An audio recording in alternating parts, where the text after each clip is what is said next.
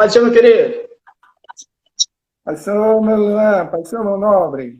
Tudo pronto por aí? Tudo ok? Graças a Deus, tudo bem, né? Tudo bem, como é que vai com você? Tudo bem, graças a Deus. A pandemia está aí trazendo medo, mas estamos confiando que vai passar. É verdade. Tá passando. O mundo está em crise, mas o céu não, né? Opa, maravilha, é verdade, viu? Isso é muito forte, viu? Verdade. Graças a Precisamos acreditar que o céu nunca está em crise, né? Precisamos estar em Cristo, né? Deus. É verdade. É isso aí, estamos mais uma lição, vencendo os obstáculos. A participação do nosso querido irmão Wes, que também foi meu professor de escola dominical, também um dos que me motivaram a continuar nessa jornada aí. E graças a Deus, Deus tem me ajudado. E ele como um espelho, estamos nós aqui agora juntos, quem dera. Quem diria, estamos juntos agora para ministrar uma aula. Isso é um prazer para mim, meu querido. O prazer é todo meu, Luan. Ver você aí, rapaz, nessa força, nessa vontade, nessa alegria, é muito gratificante, pode ter certeza. Amém. Glória a Deus. Vamos fazer uma oração para a gente iniciar? Vamos. Oremos. Meu Deus e meu Pai, muito obrigado, Jesus, por mais uma oportunidade que você nos concede, Jesus, de estar em tua presença, meu Senhor, para aprender mais um pouco da tua palavra, Jesus. Abre nossas mentes para que venhamos, meu Senhor, compreender os teus mistérios. Como uma terra boa, vamos, meu Senhor, absorver a tua palavra, meu Senhor, que a semente venha germinar, venha brotar, dando frutos para a glória do teu nome, Jesus. Eu te peço, agradeço para a glória do teu nome, Jesus, que vive e reina. Transmitir aquilo, Senhor. Em nome de Jesus Cristo. Pai, que és poderoso, eu te agradeço. Amém. Em nome de Jesus. Amém, amém. Então, quem não tem a revista aí, você pode abrir sua Bíblia no livro de Josué, que é o texto bíblico. O Senhor me dará a honra aí de ler. Josué, capítulo 3. Com certeza. É versículo do 5 ao 6 e depois versículo do 14 a 17. Exato. Pode ler para nós. Sim. E ordenaram ao povo, dizendo: quando virdes a arca do concerto do Senhor, vosso Deus, e que os sacerdotes levitas a levam, parti vós também do vosso lugar e seguia. Haja, contudo, distância entre vós e ele, como da medida de 2.000 côvados, e não vos chegueis a ela, para que saibais o caminho pela qual haveis de ir, porquanto por este caminho nunca passastes antes. Disse Josué também ao povo: santificai-vos, porque amanhã fará o Senhor maravilhas no meio de vós. E falou Josué aos sacerdotes, dizendo: levantai a arca do concerto e passai adiante deste povo. Levantaram, pois, a arca do concerto e foram andando adiante do povo. E aconteceu que, partindo o povo das suas tendas para passar o Jordão, levavam aos sacerdotes a arca do concerto diante do povo. E quando os que levavam a arca chegaram até o Jordão, e os pés dos sacerdotes que levavam a arca se molharam na borda das águas, porque o Jordão transbordava sobre todas as suas ribanceiras, todos os dias da cega. Pararam-se as águas que vinham de cima, levantaram-se no montão, muito longe da cidade de Adã, que está da banda de Sartã, e as que desciam ao mar das Campinas, que é o mar salgado, faltaram de todo e separaram-se então. Então passou o povo defronte de Jericó. Porém, os sacerdotes que levavam a arca do concerto do Senhor pararam firmes em seco no meio do Jordão, e todo Israel passou em seco até que todo o povo acabou de passar o Jordão. Amém. Glória a Deus. Que história maravilhosa, viu? É verdade. Então, o texto bíblico vai nos trazer já a prévia de como será essa aula, né? Milagres e milagres que Deus vem sempre fazendo para o seu povo, né? Então, estamos aqui na introdução, que eu vou ler a introdução, o senhor também vai comentar sobre a introdução, ok? Ok. O povo de Deus tinha se preparado para a entrada em Canaã. E os espias que foram enviados a Jericó voltaram sãos e salvos. Todos estavam animados, pois Israel entraria finalmente na Terra Prometida. Porém, antes precisava atravessar o Rio Jordão, algo que era impossível aos olhos humanos. Tal fato nos mostra que, na rota da vitória do povo de Deus, surgem muitas vezes oposição humana, ataques de ordem espiritual, dificuldades financeiras e sociais, dentre outras. Mas também há obstáculos naturais. Não criados pelos homens ou pelo inimigo, mas permitidos por Deus, os quais podem interromper abruptamente a caminhada rumo ao ideal almejado. Esses últimos talvez sejam os entraves mais perigosos, pois podem ser interpretados como Deus está dizendo não. É preciso ter discernimento para transpondo as barreiras, seguir em frente e alcançar tudo que o Senhor prometeu. Há uma frase que sintetiza o segredo para o alcance dos objetivos. As águas dos rios alcançaram seus objetivos porque aprenderam a contornar os obstáculos. Interessante, nessa última parte. As águas dos rios alcançaram seus objetivos porque aprenderam a contornar os obstáculos, né? No caso da água dos rios, né? Mas no caso do povo de Israel não tiveram que contornar, né?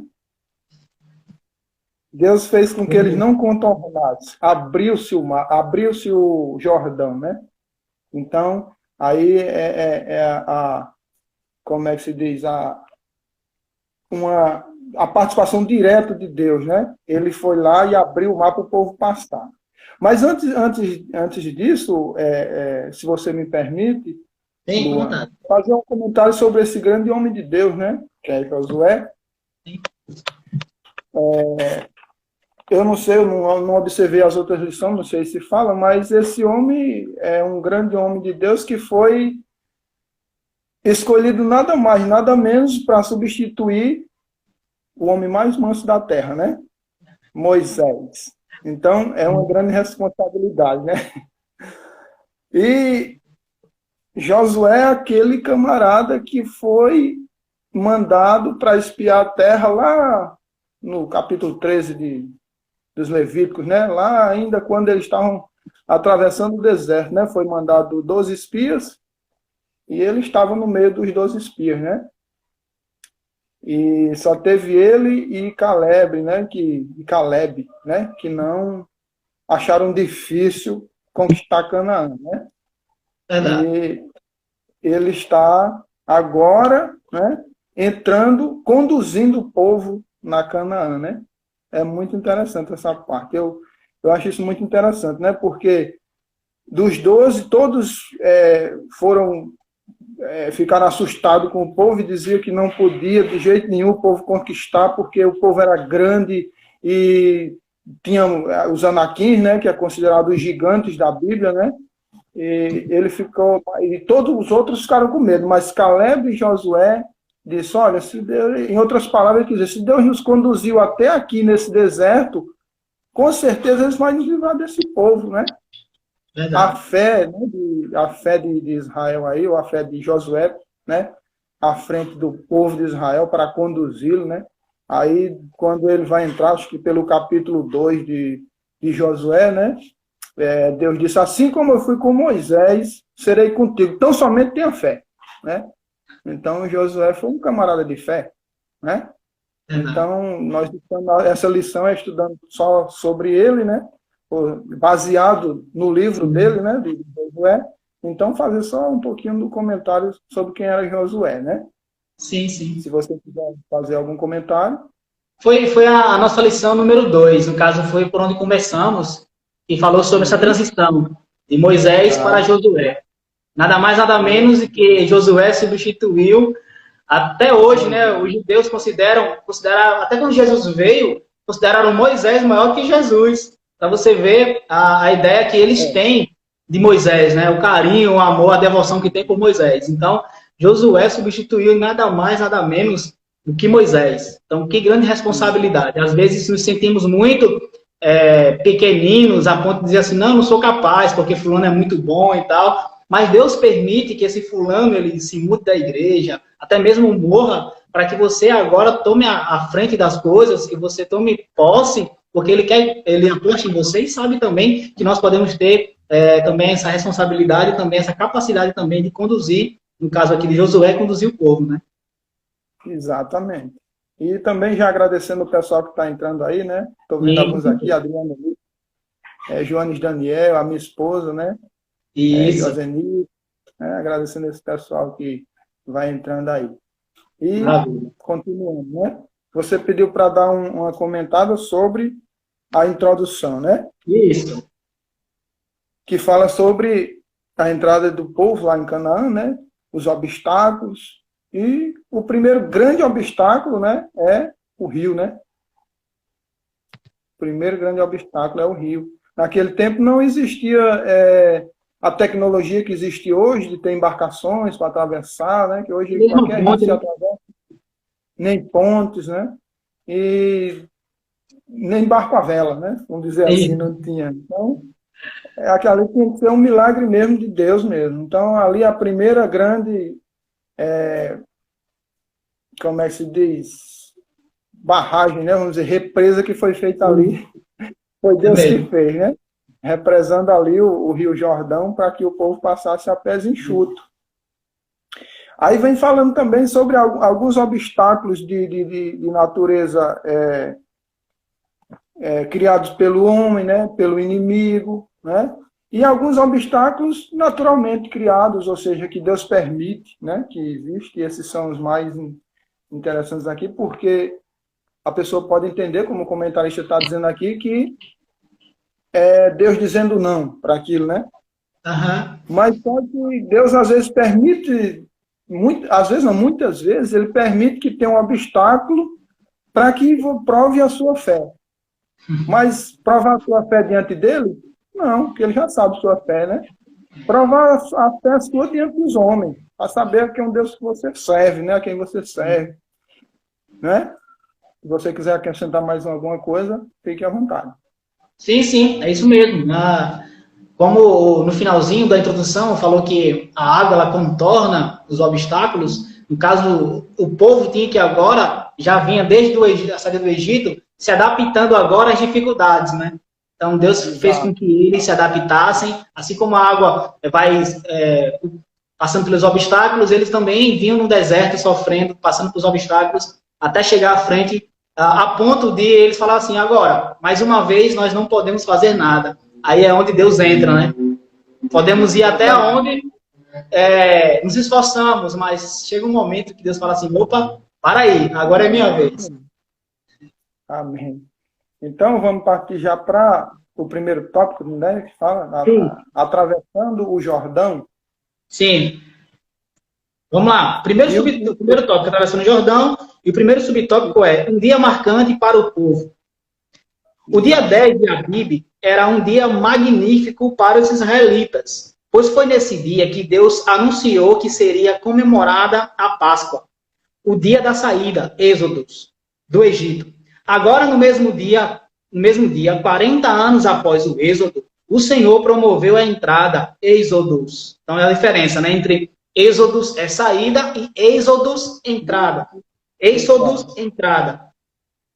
A entrada do povo em Canaã. Deus valoriza os detalhes. Toda a natureza, obra de suas mãos. É uma prova cabal desta verdade. Assim, em qualquer dia poderia ter havido o Êxodos e o Êxodos.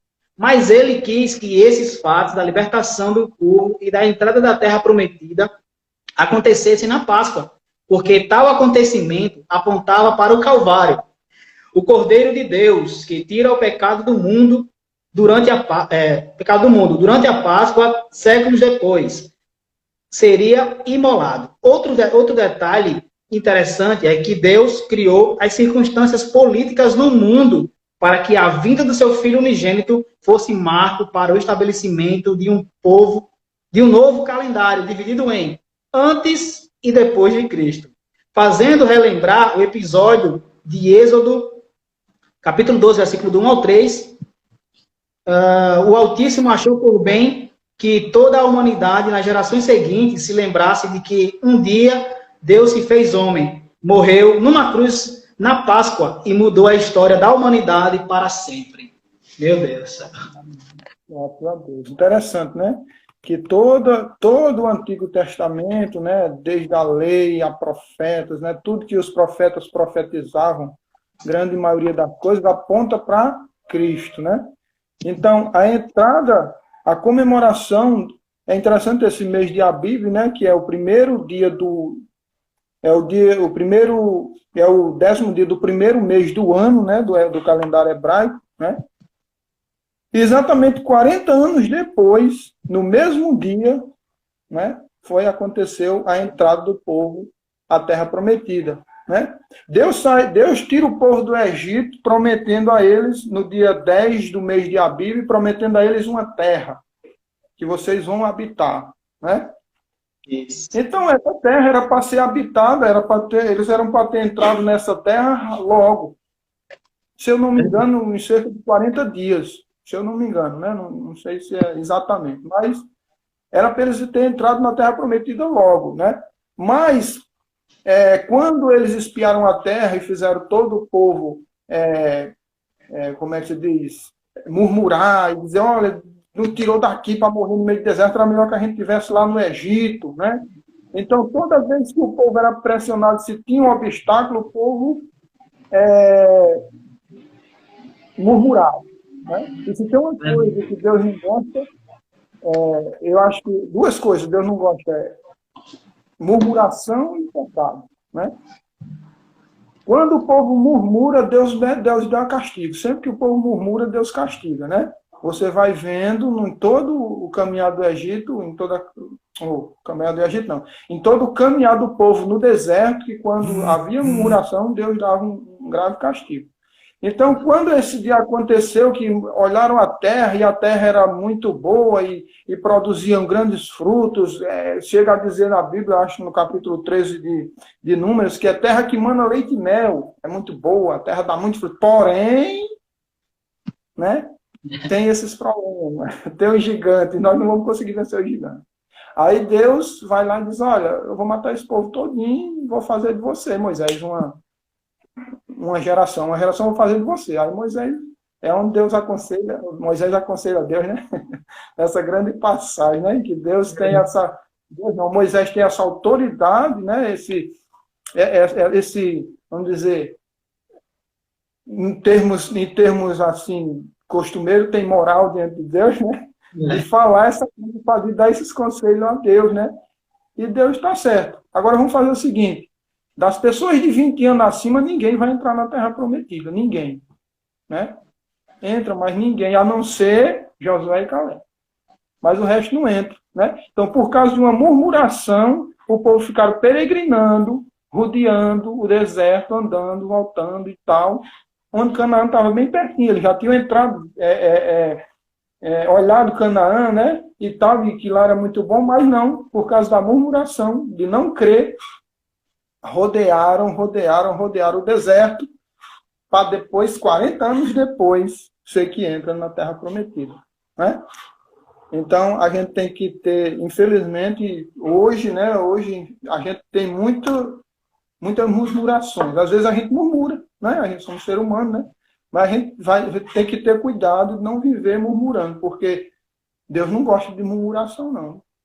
Você vai ver muitas vezes na Bíblia, né? Ou seja, toda vez que Israel murmurava, Deus castigava. Mas também toda vez que Israel buscava a presença de Deus, se humilhava e buscava, Deus chegava com providência. Né? Se você quiser acrescentar algum comentário. O detalhe interessante que eu cresci aprendendo, até por falta mesmo de eu procurar também saber, afirmava dizendo que Josué e Caleb foram os únicos que entraram na Terra Prometida. Aí, cabeça de criança, cabeça de adolescente, pensa o quê? Só os dois que entraram na Terra. Mas vamos aprendendo que foram só os dois daquela geração passada. Depois daquela geração passada. Exatamente, ele se explica, né, lá, dos de 20 anos para cima, ninguém vai entrar, só dos de 20 anos para baixo, né? Ou seja, a geração antiga ninguém entrou, só Josué e Caleb. Isso mesmo. Aí Josué e Caleb junto com a nova geração. Então não foram só os dois meses de partida. Josué, Caleb e suas famílias junto com as gerações passadas. Com a geração de 20 anos para baixo, né? Isso mesmo. Então, o primeiro tópico interessante é que quando se fala de data, se fala de acontecimentos, Deus sempre é minucioso, né? Sempre detalhista. Nosso Deus é um ser detalhista. Porque 40 anos fazia que eles tinham saído, no caso, a última comemoração da Páscoa. Então, justamente na comemoração da Páscoa, 40 anos depois, é que eles iriam agora herdar a promessa. Então, Deus, só aplicando para a sua vida, Deus, ele não demora, Deus, ele não atrasa, Deus, ele não adianta. Há uma máxima que dizem aí, né, que Deus tarda, mas não falha. Isso é uma mentira. Deus, ele nunca tarda, ele nunca falha, ele só chega na hora certa. Deus é minucioso, Deus é detalhista, Deus, ele vai chegar na hora certa. As dificuldades, como já lemos aqui, pensamos que é um não de Deus, mas não, calma, é só ter paciência, não murmurar, acreditar que na hora certa ele vai chegar. Em nome de Jesus. Exatamente. Segundo exatamente. O segundo subtópico, né? Isso, segundo subtópico. A arca do concerto aponta para seguir. Isso mesmo. Durante 40 anos, Deus guiou seu povo por intermédio de uma nuvem ou coluna de fogo. Agora, porém, os hebreus seriam guiados pela arca do concerto, que era levada pelos sacerdotes levitas, em Josué capítulo 3, versículo 3. Mas somente em 3 oportunidades ela foi conduzida pelos sacerdotes. Neste episódio, ao circundarem Jericó, e quando a levaram para o interior do templo de Salomão. Outros aspectos interessantes é que a arca sempre seguia no meio do acampamento, mas agora ela estaria na frente, a qual 1 quilômetro de distância, a quase 1 quilômetro de distância. Tal mudança tinha a ver com as novas circunstâncias. Os hebreus não seriam mais peregrinos, teriam sua terra, habitariam não mais em tendas, porém em casas. A arca que representava a presença de Deus deveria guiar daqui para frente suas mentes e coração. Exato. A arca do concerto é onde simbolizava a presença de Deus, né? A presença de Deus estava ali na arca. Então a arca simbolizava a presença de Deus, né? E hoje, para nós, a presença de Deus está em nós, né? A presença de Deus tem que estar em nós, porque nós agora somos o templo, né? Aonde é que ficava a arca, onde a glória de Deus era símbolo da glória de Deus? No templo, né? Então, no templo do deserto, ela ficava no meio como é que se diz? Da tenda, né? No meio da congregação, certo? Ficava numa tenda no meio da congregação, né? E a gente vê aqui que o comentarista fala que apenas 3 vezes ela seguiu na frente.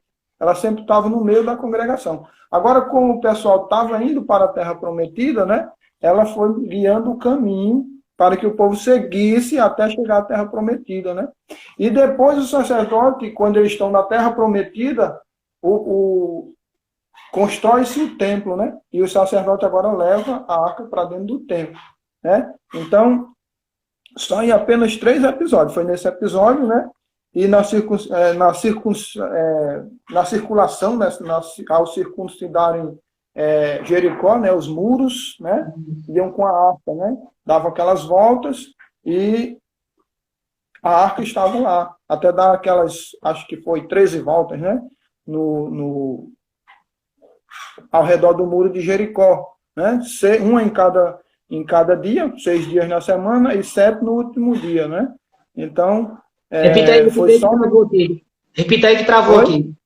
Repita aí que travou. Certo, eu estou falando sobre as vezes que a arca foi levada, né? Ou seja, na primeira, nesse episódio, né, do Jordão, a segunda, ao circularem ao redor de Jericó, né, que é a circuncidarem Jericó, né, rodando ao redor do muro de Jericó, rodaram com a arca, né? Eles estavam com a arca. Então, 6 dias uma vez e no 7º dia 7 vezes. Então, 13 vezes rodaram ao redor do muro de Jericó com a arca, né? Cantando e tal. Até que no 7º dia, quando trocaram as trombetas, o muro foi abaixo, né? Então foi só nessas 3 ocasiões. E na outra ocasião foi quando eles levaram para dentro do templo. Ou seja, eles já estavam na Terra Prometida, já estavam instalados, construíram um templo e botaram a arca lá. Isso foi conduzida pelos sacerdotes, certo? Foi as únicas vezes. O restante das vezes ela ficava no meio do arraial, ou seja, numa tenda no meio do arraial, no meio do acampamento, né, de Israel, e ali os sacerdotes iam fazer o quê? Sacrificar, adorar, né, essas coisas, certo? Se você quiser acrescentar mais alguma coisa. Eu fico aqui meditando como é que eles conseguiram, em um dia, eles só conseguiam circular toda Jericó no dia todo, né? Dia todo, né? Todo mundo. Então, em 3 dias fizeram essa volta, né? Só que no 7º dia, num dia só, eles deram 7 voltas num dia só. Eu fico tentando imaginar como é que eles conseguiram tão rápido assim. Não sei, eu já começo a acreditar que foi já algo sobrenatural de Deus. Eu não sei, porque essa parte aí é interessante de se ver, né? Porque, na verdade, Deus pede só para dar uma volta, né? Em cada dia. Aí depois Sim. Eles dizem, mas no 6º dia, no 7º dia, vocês dão 7 voltas, né? Aí eu não sei como se deu essas 7 voltas, né? Eu não sei se eles... É interessante, né? Muito interessante. Eu vi uma pessoa falando uma vez, eu achei interessante, que enquanto os soldados estavam em cima dos muros, né, observando eles dando volta, tipo, eles desviavam o olhar, já davam uma volta. Aí esse povo tá louco, quando desviava o olhar de novo, já era 2 voltas. Então, enquanto eles estavam interferindo lá zombando, eles estavam dando volta. Eu já acredito que foi já uma operação divina para eles conseguirem, em um dia só, dar 7 voltas, que durariam o dia todo para dar. Porque de todo jeito, quando Deus manda fazer, é porque tem alguma atuação dele, né? Então, se a gente obedece de forma, do jeito que ele mandou, tem uma ação dele, né? Então, verdade. O mistério está nessas voltas aí, né? O mistério do mundo cair era nessas voltas. As 7 voltas que demorava a dar um dia e ele fez com que o dia durasse, aí é outra coisa, né? A se pensar. Pensado, por quê? Porque eles davam uma volta, a noite chegava rápido. Então, eu acho que Deus fez que a noite demorasse a chegar para eles conseguissem concluir as 7 voltas. Ou então eles foram muito rápido, além do natural, para dar essas voltas. É mesmo. É mistério, né? Coisas que é muito interessante. Então, nós estamos falando sobre o primeiro obstáculo da entrada do povo de Israel em Canaã, certo? Na Terra Prometida. Então, nós estamos falando do primeiro obstáculo, que é o Rio Jordão. Interessante que eu andei vendo algumas medidas do Rio Jordão, né? Ele tinha a sua extensão, né? Ele tinha cerca de 200 quilômetros de extensão, né? O Rio Jordão. De largura, ele tinha cerca de 30 metros.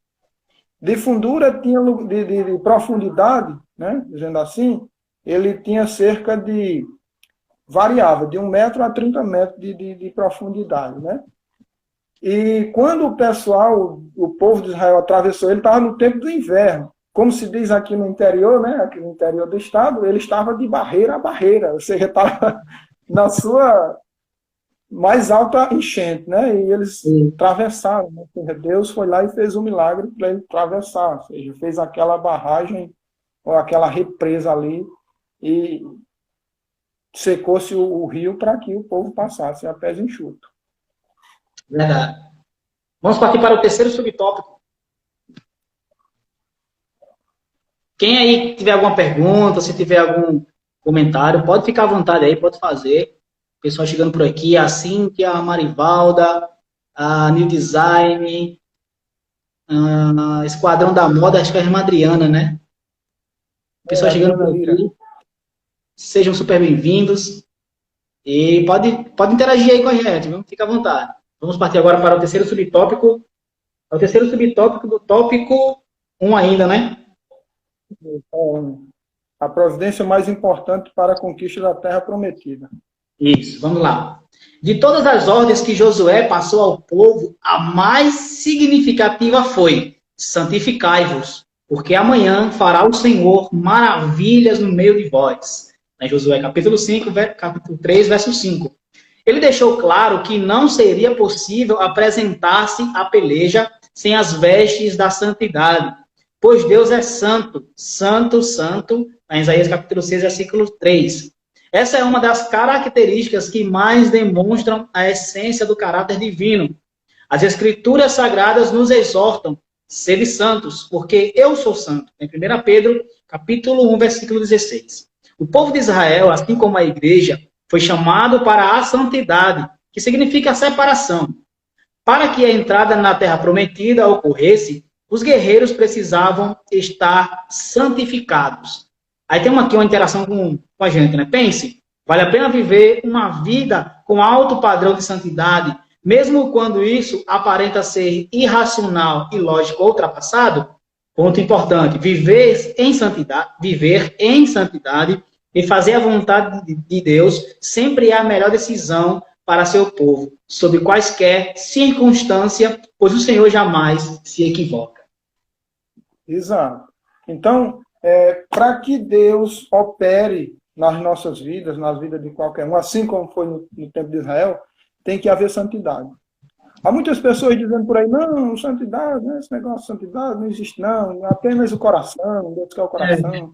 Mas a Bíblia diz assim, né? Eu acho que o apóstolo Paulo diz: sede santo em toda a vossa maneira de ser. Não é só no seu coração, não. É porque até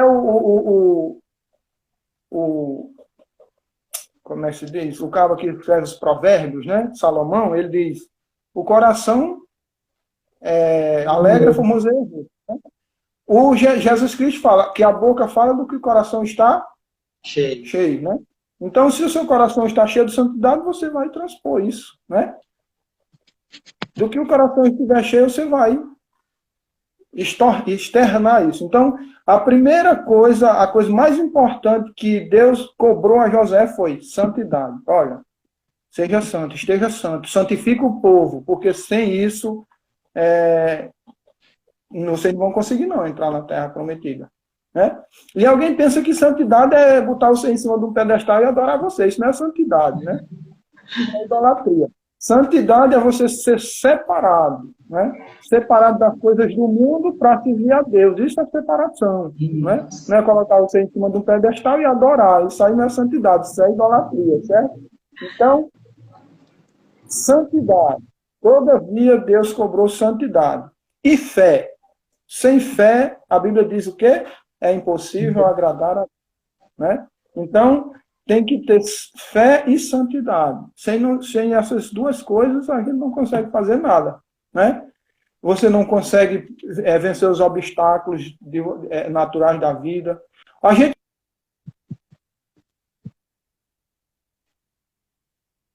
E quem seria esse obstáculo? Nós mesmos, né? O nosso velho homem. O apóstolo Paulo fala lá em Romanos, né? Miserável homem que sou. Ele vem falando algumas coisas sobre a briga entre o homem espiritual e o homem carnal, ou seja, a carne e o espírito, né? Porque ele fala um bocado de coisa assim: aquilo que eu quero eu não faço, porque tal, já vai falando, até chegar nessa parte. Miserável homem que sou, né? Quem me livrará do corpo dessa morte? Isso é muito interessante. Eu achei muito bom que vinha calhar nessa parte dos obstáculos, certo? Então, sim, esse é um obstáculo, o corpo dessa morte. Quem seria o corpo dessa morte, né? Você deve já ter ouvido falar, né, de alguma coisa assim parecida, que alguns estudiosos falam que quando o apóstolo Paulo falou isso, ele estava falando, se referindo ele estava falando para os romanos, né? Então, os romanos iam entender ele bem facinho quando ele falou isso, porque ele estava falando de uma pena de morte que existia em Roma, que quando um assassino matava uma pessoa, ele colocava o assassino e a pessoa junto, e pendurava e deixava ali por vários dias, né? E aquele camarada que ele tinha matado ia apodrecendo, e juntamente com ele, vivo, né, os bichos iam comendo também o camarada que estava vindo, e ele findava morrendo, né? E quando o apóstolo disse, quem me livrará do corpo dessa morte? Ou seja, quando eu aceitei Jesus, eu morri, né? Mas ando com esse corpo comigo todo dia. A gente tem que ter cuidado para que esse corpo não venha nos matar, não venha nos consumir, né? Então é isso que o apóstolo Paulo está dizendo. A gente tem que ter cuidado com o velho homem, para que o velho homem não venha corroer esse novo, né? Então, esse é um grande obstáculo nas nossas vidas, né? Não apesar da nosso próprio, a nossa consciência, consciência não, natureza, né, humana, que a nossa natureza, ela pende ao pecado, né? Que a natureza humana, ela é tendenciosa ao pecado, né? E tal Espírito de Deus em nós, que agora nós morremos para o mundo nessa contenda, nessa briga, sabe? O Espírito lutando para fazer as coisas de Deus e a carne lutando contra o Espírito para fazer as coisas da carne, né? Então esse é um grande obstáculo que a gente tem que a cada dia mortificar, né? E conseguir e sempre tentar e buscar em Deus, em Jesus Cristo, o nosso auxílio, né? A nossa ajuda para a gente vencer esse obstáculo, que no meu entendimento, é o mais complicado de se vencer, né? Mas com Jesus Cristo a gente consegue vencer.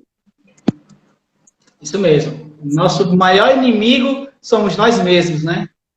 Exatamente. Então, para que esse corpo já morto, os bichos não nos consumam, só através da santidade. Então, santidade não quer dizer perfeição. Não é perfeição, você tem que ser perfeito, não é isso. Santidade é você separar-se das coisas do mundo, do pecado, no caso, não deixar que o pecado lhe consuma. O apóstolo Tiago falou que quem é tentado não peca, mas aquele que segue a tentação que está pecando. Então, somos tentados sempre.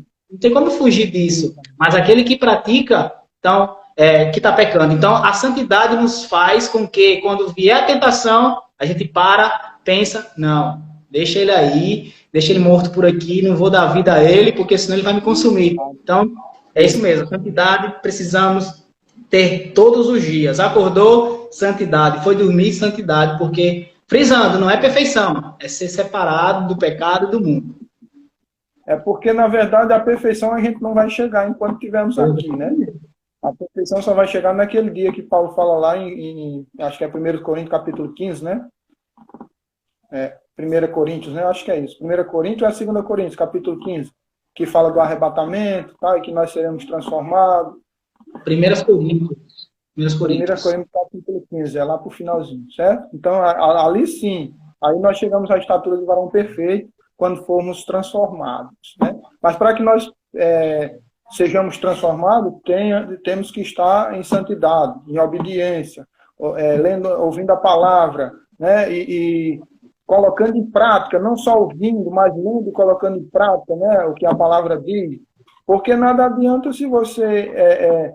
observar a palavra e não colocar em prática, é como uma casa construída lá na areia, né? Cai logo. Então, a gente tem que estar buscando a palavra, lendo a palavra, obedecendo, buscando a santidade, certo? Isso é o que a gente tem que fazer, principalmente nesses últimos dias, né? E temos hoje um grande obstáculo, que são,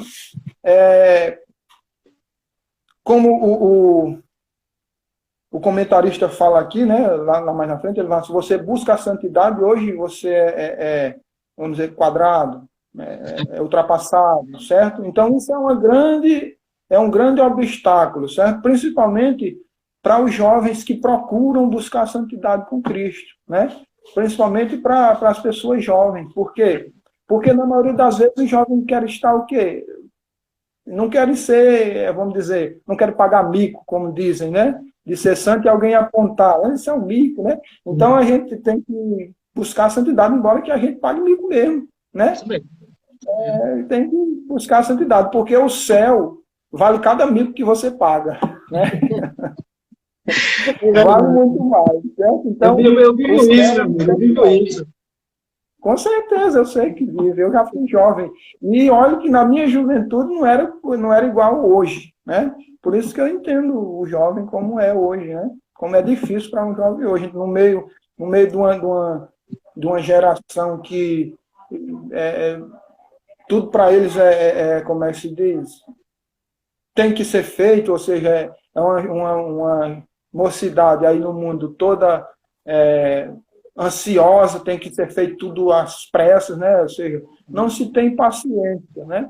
Mas a medida de você ser santo e buscar Deus é paciência, certo? Ser paciente, né? Então, a paciência é uma coisa excepcional, ou seja, necessária nos nossos dias para que nós possamos alcançar a salvação, né? A salvação, ou seja, a santificação, ela não é instantânea. A santificação, ela vem gradativamente. Você vai buscando e vai se santificando. A cada dia, você vai se santificando. Isso é a santidade. Você aceitou Jesus, é santo. Não. Você vai se santificando porque aceitou Jesus, certo? Aí agora você aceitou Jesus, tem um guia na sua vida para mostrar o Espírito Santo dizendo, isso aqui é assim, isso aqui é assim. E você vai seguindo as orientações do Espírito Santo e santificando-se a cada dia mais, certo? A santificação, ela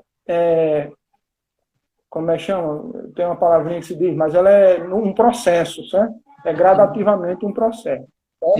É a santidade. E a gente só vai ao céu com santidade, se você for santo, senão não vai. Felizmente, eu posso até dizer assim, felizmente, porque senão ia entrar todo mundo de qualquer jeito. Então, tem que ser santo para entrar no céu. Verdade. Pessoal entrando aqui, minha tia Bia, o Ederson, sejam bem-vindos. Vamos partir agora para o segundo tópico, as dificuldades no caminho da bênção. O primeiro subtópico diz assim, a prova, o Jordão transbordava. Atravessar o Mar Vermelho rumo ao Sinai para não morrer pelas mãos de Faraó era uma coisa, mas passar o Jordão para entrar numa guerra sangrenta contra dezenas de cidades-estados fortificadas há séculos, como era o caso de Jericó, cuja muralha, de acordo com estudos arqueológicos, estava intacta há uns 800 anos. Exigia muito mais fé e coragem. Todavia, além dos grandes embates que os guardavam, havia um obstáculo humanamente intransponível, o Rio Jordão. Era impossível a travessia de pessoas e animais na época da cheia. Somente a fé no Deus Todo-Poderoso faria possível tal façanha. Somente a fé. Sem a fé, não se pode nem santificar, né? É verdade. Porque se você não tem fé, você não vai santificar. Santificar por quê? Se você não tem fé em alguma coisa, né? Verdade. Aí vem a parte do muro. Há uns 800 anos, segundo arqueólogos, esse muro nunca tinha sido derrubado, né? Há uns 800 anos. Esse muro era bem grandinho. Na verdade, não era só um muro, eram dois, né? Era um externo e outro interno.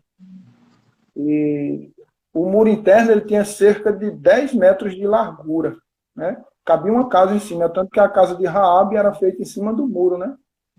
E entre um muro e outro havia 5 metros de um muro e outro. O primeiro muro tinha 4 metros de largura. Os dois tinham 10 metros de altura. Para subir esse muro era meio complicado, né? Então, esse aí era o grande obstáculo que estava... esse era o segundo grande obstáculo, né? Uhum. Além do rio, tinha esse segundo grande obstáculo, que era passar o muro de Jericó, uma cidade fortificada, cheia de soldados, né? E que, segundo os arqueólogos, havia 800 anos que esse muro tinha sido erguido e nunca tinha sido derrubado, né? Mas aí a fé do povo, né? Primeiro Josué, né, que teve fé. Sim. Primeiro Josué, o líder, né, que teve fé. E segundo, o povo, né? O povo murmurava, mas quando se dizia assim, quando via um sinal de Deus no líder, o povo seguia com muita fé, né? quando via um sinal de Deus no líder, o povo seguia com muita fé. Então, o povo teve fé e foi atrás. Josué disse, vamos, e foi, né? Josué pediu logo, né, santificação, e todos tiveram fé, se santificaram e foram para a travessia lá do Rio Jordão, e logo após o muro de Jericó, né, aquele muro lá, que a gente sabe da história das 7 vezes que rodearam, né? Traz 13 vezes, um dia uma vez e no último 7 vezes, certo? Então, isso foi a fé no Todo-Poderoso que fez com que Deus, o Todo-Poderoso, agisse em favor de Israel. Verdade. E essa lição ela é ministrada para liderança, né? Então, nós, não só nós que damos aula, mas jovens que estão aprendendo, vocês que estão aprendendo também, vocês também vão aprender a se portar como um líder. No caso aqui de Josué, se ele tivesse se mostrado fraco, todo o povo também não iria acreditar, não iria ter fé. Também como o Écio pontuou aí, primeiro Josué teve fé para depois contagiar. Então, nós como líderes, você como um pai de família, você como uma mãe de família, você tem que ser o primeiro, tem que ser a primeira e falar assim, opa, não, vai dar certo sim, porque Deus está conosco. Então tem que bloquear logo essa desconfiança, essa falta de fé, porque você é o líder da casa, você é a líder da casa, então temos que ter fé, acreditar, para que a partir de um líder, todos sejam contagiados. Não, e não somente você ser um líder de pessoas, ou um líder de alguma aglomeração, mas líder de você mesmo, dos seus pensamentos, né? Ou seja, a fé serve para quê? Para quando você vier um pensamento, você tem fé. Pensamento contrário, você tem fé. Não deixar as pessoas que estão ao seu lado jogando, o inimigo jogando dado para cá, dado para lá, ofensivo contra você, e você ter aquela firme fé. Isso é a liderança de você mesmo, essa fé, né? Você ter aquela fé, saber a palavra, saber a quem serve. Não, mas isso aí é mentira, esse Deus não existe. Existe, eu tenho fé, eu tenho a palavra dele e acredito nele. Pronto. Ninguém vai te derrubar quando você tiver essa fé, né? Então, a fé não serve só para você ser líder vamos dizer, de uma igreja, de um departamento, mas serve para você ser líder de você mesmo, dos seus pensamentos, das suas ideias, né? Isso aí, a fé serve para você ser líder de você mesmo, né? Quando você não tem dúvida que você tem fé, você prossegue em frente. Agora, se você não, quando a gente não tem fé, aí fica naquilo. Mas será que é isso? Será que é aquilo? Uma pessoa diz uma coisa, você é mesmo. A outra diz outra, você é mesmo. Aí você não sabe. Então, a fé é para isso. Entendeu? É verdade. Bem pontuado. Vamos para o segundo subtópico. A bênção, tempo da ceifa. Os israelitas chegariam a Canaã no tempo da bênção, pois naqueles dias estavam sendo colhidos abundantes frutos. Deus já tinha preparado uma farta colheita, tendo em vista que os hebreus comeriam dela. Está em Josué capítulo 5, versículo 11 e 12. O Senhor surpreende o seu povo com frequência, pois enquanto os israelitas se preparavam para atravessar o Jordão, Deus, do outro lado, aprontava um faustoso banquete de boas-vindas para seus filhos, certamente com os mais excelentes frutos da terra de Canaã. Está escrito que o Senhor, ao pecador, dá trabalho para que ele ajunte e amontoe e dê ao bom perante sua face. Eclesiastes, capítulo 2, versículo 26. O Altíssimo, como um pai amoroso, tinha lhes prescrito, inclusive, os alimentos que poderiam ou não ser ingeridos. Canaã tinha praticamente de tudo, mas o povo de Deus deveria se abster de alguns tipos de comida, pois nem tudo que apresenta um bom sabor e uma boa aparência é saudável. Deus provou o seu povo no deserto, para que fosse digno de experimentar das finas iguarias da terra prometida. Sem dúvida, a dieta deles, doravante, seria muito melhor do que aquelas disponibilizadas de graça, entre aspas, pelos discípulos, ou pelos egípcios, em Êxodo, capítulo 3, versículo 7. Sabemos que há um tempo para todas as coisas. Por esse motivo, o cristão deve esperar com paciência no Senhor. Salmos 40, versículo 1. O interessante, né, é que o povo de Israel, ele quando esteve lá aperreado, né, ou seja, quando chegaram com a notícia de que tinham gigantes lá, né, os espias, vão para voltar para Israel, lá em Israel, né, ou Israel, né, no Egito, né, sempre olhavam para trás, né, o Egito, quando a gente comia aquela cebola, aqueles negócios lá, aqueles legumes lá, né, então, sempre olhavam para trás, né, ou seja, eu estive dando uma olhada no capítulo 13 de Números, né, que é onde fala do espia, né, espiar a terra lá, que eles viam lá, eles chegaram, é uma terra realmente que manda leite e mel. Eles trouxeram um cacho de uva que foi 2 homens para trazer, né? Isso. Então, para você ver, 2 homens traziam numa vara o cacho de uva. Então, para você ver a abundante colheita que tinha ali, romã e tudo mais. E, segundo lá eles dizem, tudo que tinha naquela terra era abundante, dava uma abundância aquilo ali, né? E eles olhavam para o Egito. Né? Ah, vamos voltar para o Egito. O Egito era bom porque tinha isso. O Egito era bom porque a gente era escravo. Então eles estavam melhor no Egito sendo escravo do que estar com Deus, né? E Deus vencer esse povo para estar ali naquela terra que manda leite e mel, de cachos de uvas gigantescos, né? Então Deus trouxe eles para herdar a terra mesmo no tempo da colheita. Né? Mesmo no tempo da cega, que era onde estava colhendo-se os grandes frutos que eles viram. Né? Então eles iam desfrutar ali das riquezas daquela terra. Nem plantado eles tinham, né? Mas iam colher. Né? Então veja a bênção de Deus, como é que é na vida do homem que tem fé e segue a ele. Né? E aqui a Bíblia diz, né, em Eclesiastes diz, ao pecador, não seja, isso é escrito, ao pecador dá trabalho para que ele ajunte e amontoe e dê ao bom parente segundo a sua face, ou seja, para ele dar a quem ele acha que é bom, né? Mas Deus com os filhos é diferente, né? É muito melhor do que o pecador que dá a quem ele acha que é bom, né?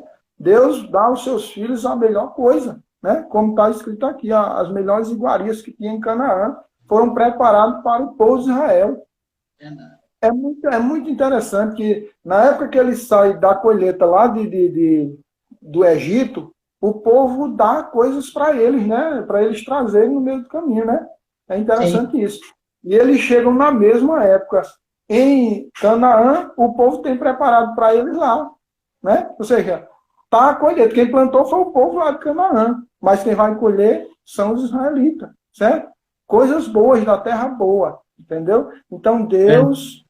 ele é maravilhoso. Deus, ele quer o melhor, ele só quer o melhor para os filhos dele. Então, somente a pessoa obedeça a ele e seja santo, como ele disse que seja. Não é? Verdade, isso é verdade. Então, nós,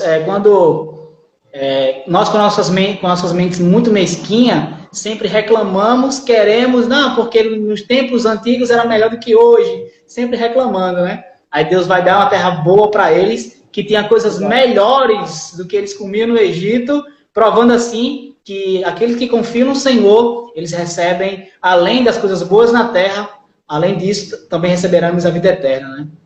Exatamente. Ao terceiro tópico, né? Terceiro subtópico, o milagre da travessia do Jordão. Tem pessoal chegando aqui, a Juan, meu amigo, meu irmão, David, Rosiane, Lima, Lidiane, o pessoal está chegando por aqui, Lidiane, Deus abençoe vocês, viu? Estão acompanhando aí. Qualquer dúvida, pode perguntar, viu? Vamos lá. Terceiro subtópico, o milagre da travessia do Jordão. Quando os pés dos sacerdotes que levaram a arca tocaram as águas do rio, Deus começou a realizar o milagre, tá? Em Josué capítulo 3, versículo 15. Mas não como a travessia do Mar Vermelho, em que foi aberto um caminho no mar, tendo as águas se ajuntado de um lado e do outro, em Êxodo capítulo 15, versículo 8. Fazendo-se 2 muros. O Altíssimo, neste caso, criou uma enorme represa no curso do Jordão, interrompendo o curso da água. Quando o leito do rio ficou seco, o povo passou. Em Josué capítulo 3, verso 17. Isso faz lembrar a providência de Deus em remover obstáculos. Há situações em que ele intervém abruptamente, como no milagre do Mar Vermelho. Noutros momentos, porém, como aqui, o Senhor age com mais vagar. Ou seja, com mais tempo, né? Com mais leveza, precisa de pressa, porque o povo não estava sendo perseguido, assim como foi perseguido pelos egípcios, né? Egípcios. Exatamente. Então, aí mais uma prova do cuidado de Deus com o seu povo, né? Já que o povo está perseguido, se não for aberto logo aqui, eles vão morrer. Então, tem que ser aberto logo. Não precisou ter ninguém para dançar Moisés. Toca nessa água aí com esse cajado aí, Moisés, que esse mar vai se abrir agora. E ele tocou e abriu, né? Já lá no Jordão, né? Interessante, ele não. Foi todo um ritual, né? Vá primeiro os sacerdotes com a arca, quando bater os pés do sacerdote, a água vai se abrir, né? A água do Jordão, né? E quando eles estiverem no meio do Jordão, aí o povo vai juntamente com ele. Você tinha que seguir ali cerca de 2.000 côvados, que em metro daria aí 900 metros, né? A arca na frente e o povo atrás. Ou seja, quando a arca estiver lá na frente, aí o povo de Israel vai e entra. Certo? Então teve todo um ritual. No Mar Vermelho, não. O povo já vinha, pega, não pega, como se diz o ditado, né? Aí Moisés aperreado, o povo tudo aperreado, Deus, bota a vara aí, seu cajado aí na água, Moisés. E Moisés, todo mundo passou. E não chegaram nem do outro lado, para ver quando estava perto o povo, o Egito correu atrás, né? Então, para você ver a distância. Então, precisava mesmo de uma salvação ali imediata. Então, Deus foi imediatamente, proveu aquela abertura do Mar Vermelho.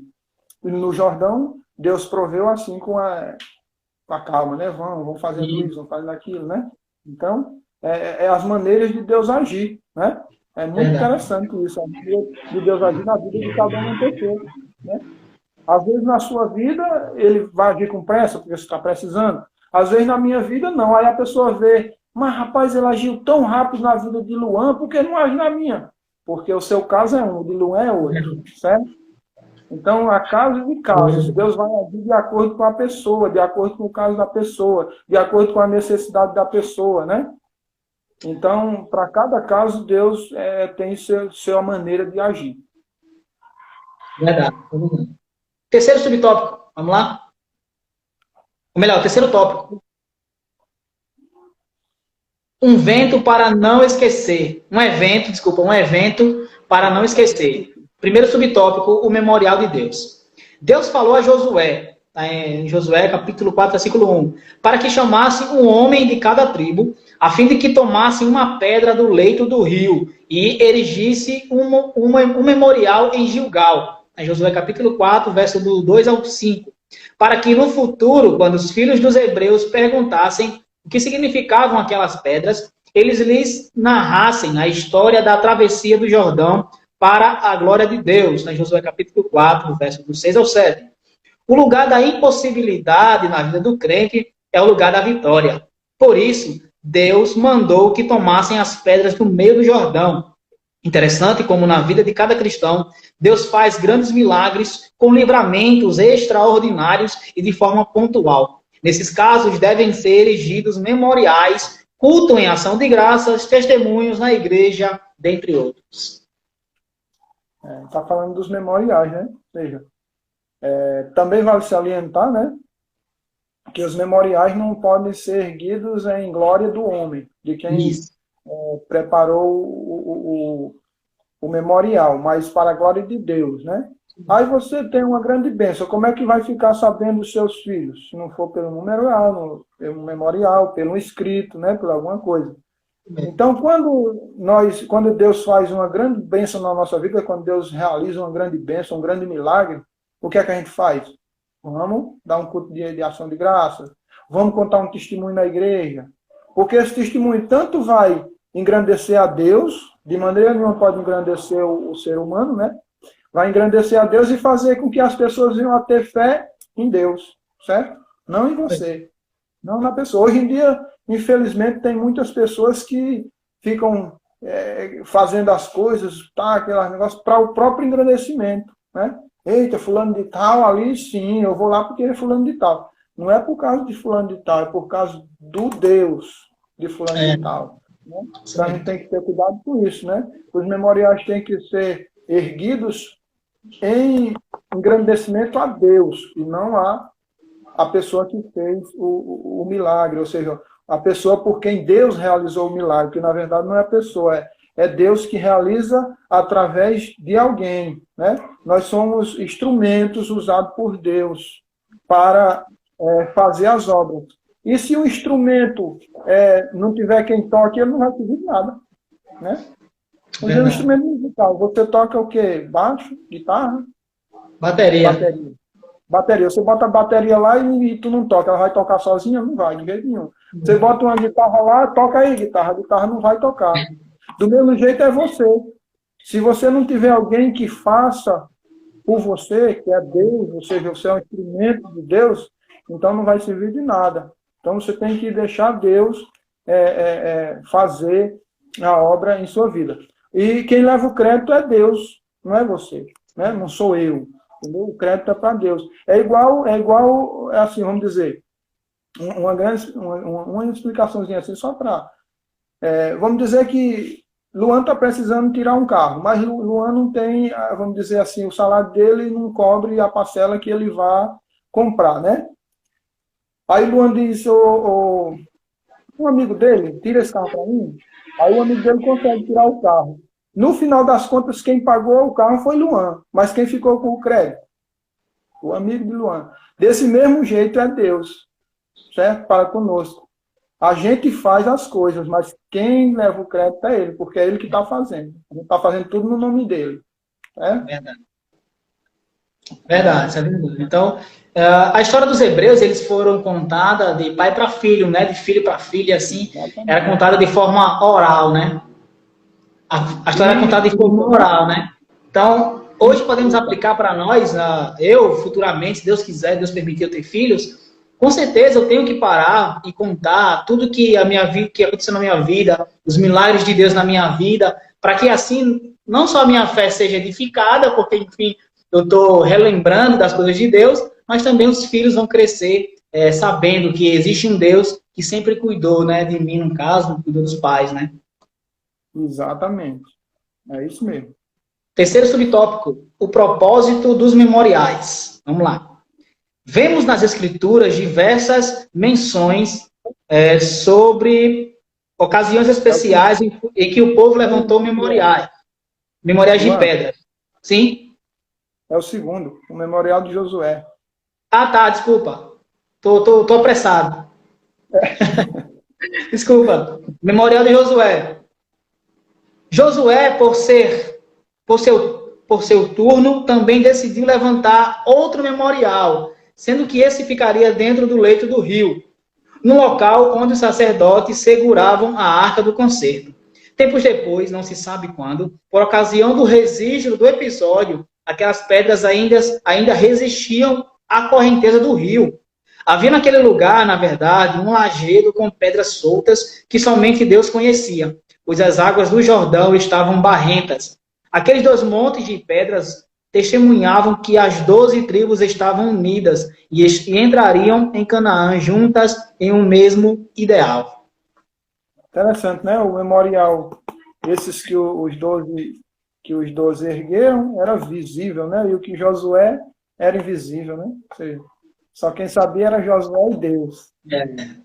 Depois foi que foram descobrindo algumas coisas, mas não era visível, porque as águas estavam cheias e cobriam, né?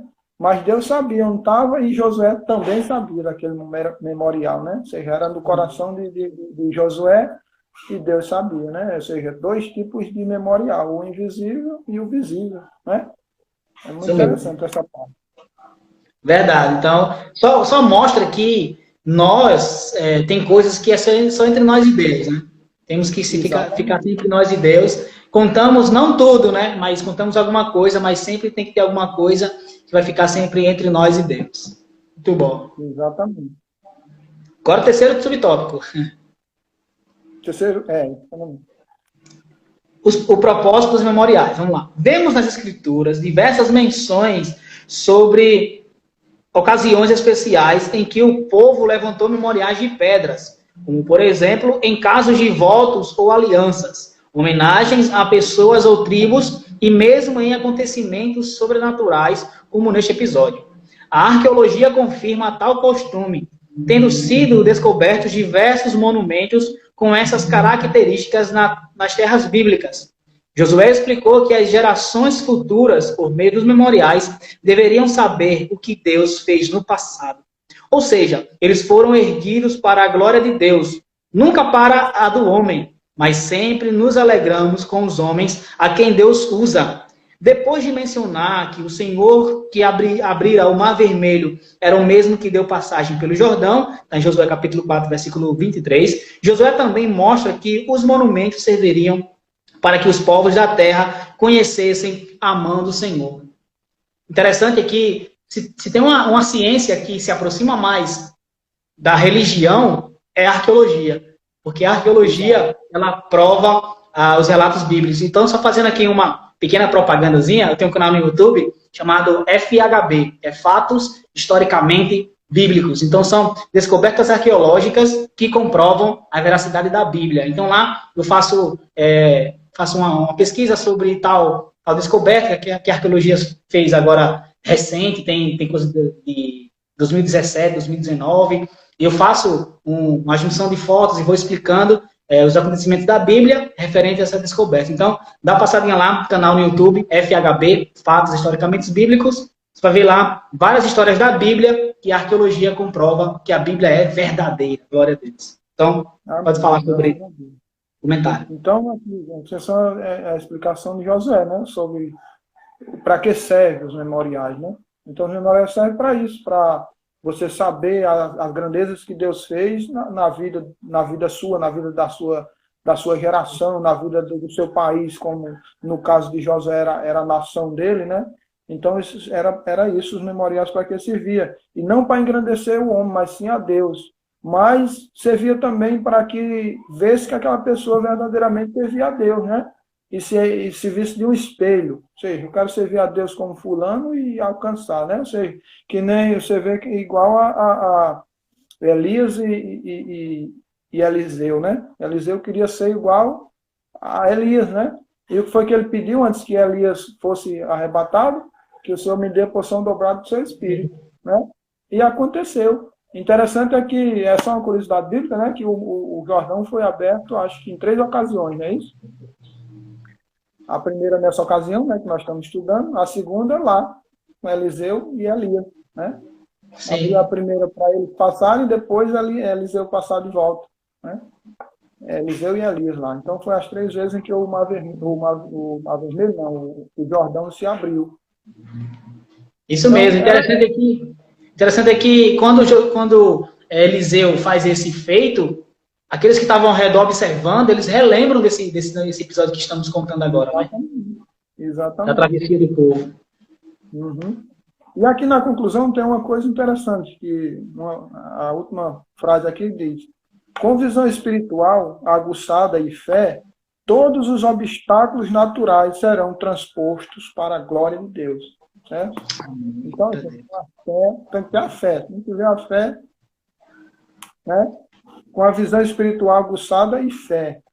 Sem a fé, é como o salmista diz. Sem fé, o salmista não. Eu acho que é Eclesiastes, né? Que fala: sem fé é impossível agradar a Deus. Ou é Hebreus? É Hebreus. Acho que é Hebreus. Sem fé é impossível agradar a Deus, né? Então, tem que ter a fé. A principal razão pela qual o Jordão foi aberto foi porque Josué teve fé e o povo seguiu a fé de Josué. E teve fé também em Deus para que o Jordão fosse aberto. Isso mesmo. Então, chegamos à conclusão. Interessante, falando de Josué, me fez lembrar aqui na memória, voltou aqui na memória, porque se Josué não tivesse acreditado, se Josué tivesse desfalecido como os outros 10 também desfaleceram, não acreditaram, ele não seria o sucessor de Moisés, ele teria falhado. Então Deus, ele provou a fé de Josué. Então, enquanto os 10 não acreditaram, Josué e Caleb, justamente Josué que substituiu Moisés, nada mais, nada menos que Moisés. Então Deus, ele estava provando a fé de Josué, e Josué provou não só que era um bom servo de Moisés, mas também provou que também era um ótimo líder. Interessante é que quando Josué e Caleb chegam diante do povo, se ajoelha, se humilha e diz, olha, nós conseguiremos ir aquele lá e derrotar aquele povo. O que aconteceu com o povo? O povo quiseram apedrejar os dois, né? É muito interessante, mas eles não, eles não abriram. Assim, vamos apedrejar porque isso é mentira, e não acredito e tal. Então, você vê a pressão de um povo que via a operação do milagre de Deus. De noite uma nuvem, e de dia uma coluna de fogo, e de noite uma coluna de fogo, e de dia uma nuvem. Né? Ou seja, a glória de Deus ali. Né? E quando chega nessa hora, aí o pessoal recua. Né? É engraçado o ser humano, né? Verdade. Então, fazendo aqui já um resumo geral que aprendemos, interessante é que os 10 dos 12, 10 não acreditaram, apenas 2 acreditaram. Também falamos de santificação, de santidade. Então, fazendo alusão aqui, não é porque a maioria está fazendo que eu devo fazer. Então, não é porque a maioria está dizendo que isso é bom que eu vou fazer. Infelizmente, estamos vivendo em uma época que fazer o certo é o errado. E, infelizmente, você está numa escola, você jovem, que estuda ainda, adolescente, está numa escola que quando você é o certo, você é taxado como louco, como errado, como atrasado, como retrógrado.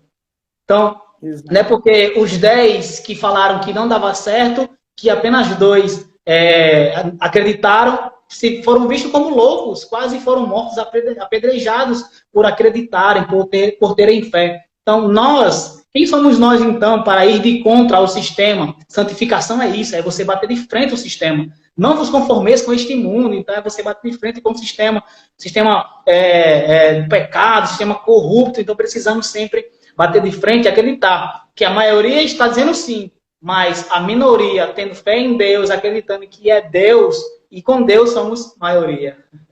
Exatamente, porque quando você aceita Jesus de verdade e você quer ser santo, você entra na contramão. E se você andar na contramão de um carro, você não vai bater em vários carros, vai dar aquele problemão? Então, do mesmo jeito, na vida espiritual. Você vai andar na contramão do mundo. O mundo está descendo, é a mesma coisa que você está indo contra a correnteza. O rio está descendo para lá, e você sabe que vai morrer afogado no mar, e você sobe para sair daquela correnteza. Então, do mesmo jeito é quando você aceita Jesus de verdade e quer se santificar para chegar ao céu. E tem uma coisa, não é fácil, não. Não é impossível, mas também não é fácil. Não é fácil, não. É difícil. Mas só com a ajuda de Cristo, porque o que é espiritual não se combate material, se combate espiritual. Né? Então, santificar, estudar e saber o que é, segundo a palavra, o que é certo, o que é errado, esse é o essencial. Hoje nós estamos vivendo aquela palavra que diz lá em Isaías, aí desse povo que tem por certo o errado e o errado por certo. Né? Então, hoje está vivendo assim, tudo que é certo é errado. É errado, você não pode praticar, isso é errado. Né? Então, infelizmente, nós estamos vivendo esse tempo. Infelizmente, às vezes, dentro do nosso próprio meio, né? No meio cristão, né? Está acontecendo isso. Então, a gente tem que buscar muito a presença de Deus, buscar muito a leitura da Bíblia, né? O estudo, o saber. Até tem estudos que também é nocivo a nós que são feitos de mal feitos, que são heresias, que a gente também tem que ter cuidado, né? Infelizmente acontece isso. Principalmente tem muitos canais de YouTube aí que tem umas ideias muito atravessadas do que é, né? Então a gente tem que ter cuidado, observar. Se você não entendeu, procura uma pessoa que você viu ali que tem confiança, né? Um Luan assim.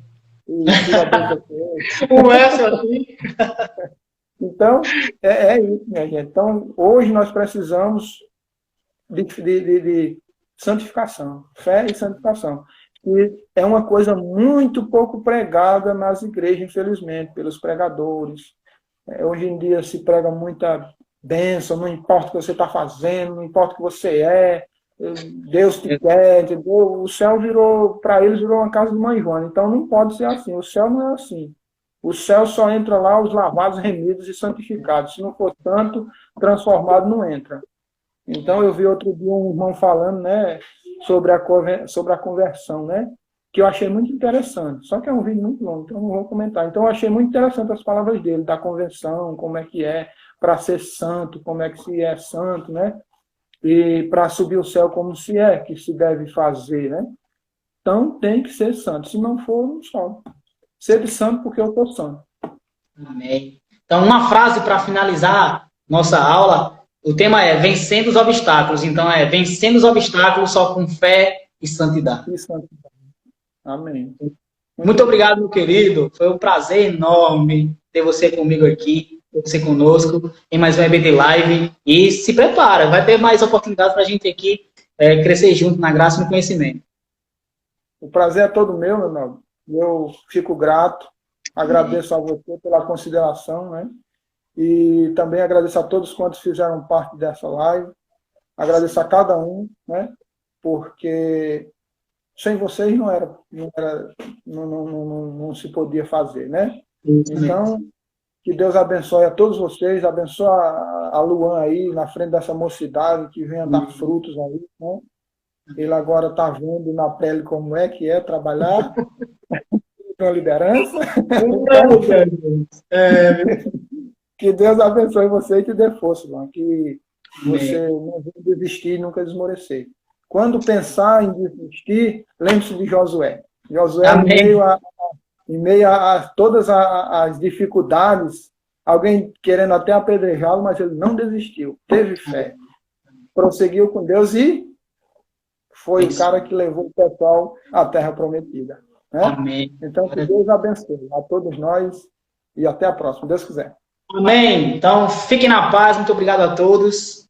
Deus abençoe e até a próxima, se Deus quiser.